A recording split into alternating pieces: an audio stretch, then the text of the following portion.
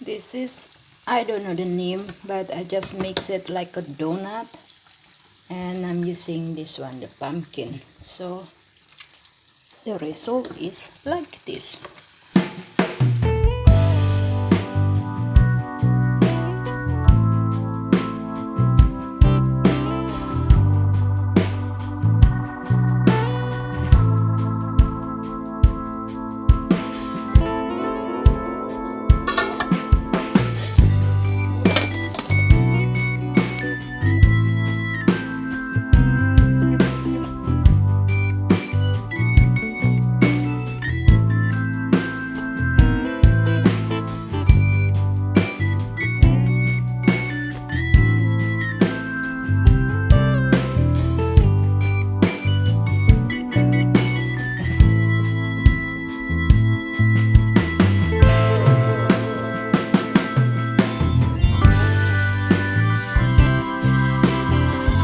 We're gonna do mix everything.